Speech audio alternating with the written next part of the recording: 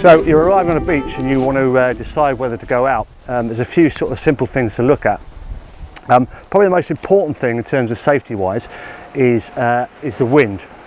Now if you're able to get a forecast before you come out, that's great, which might give you a general wind direction, but that might be quite difficult to interpret with the coastline you might come across. So the easiest thing to look at is when you arrive on a beach is look for flags.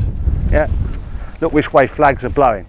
And the most important thing we're concerned of is an offshore breeze, so wind blowing you out to sea, which if you're in a small craft you can get hit by the wind and you can be blown out, and it can be quite difficult to get back.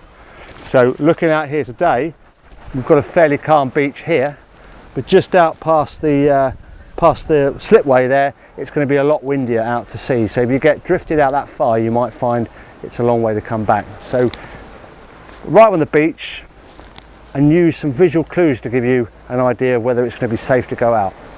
So flat calm water in front of you will indicate that there's shelter here, but further out to sea where you might see white waves will indicate that it's windy out to sea. And again, look at flags. If the flags are pointing out to sea, it's probably a good idea to stay very close in and not venture outshore, because it could be very difficult to get back. But the other thing that has effect on you in a small boat would be tide.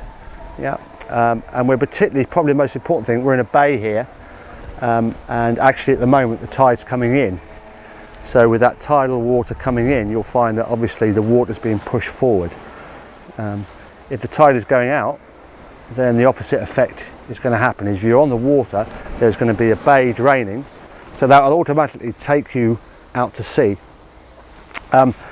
That's a simple picture. It's a little bit more complicated just in the fact that often in a bay, within a bay, is at the sides of the bay will often have some form of current, or possibly a rip current that's draining the bay out.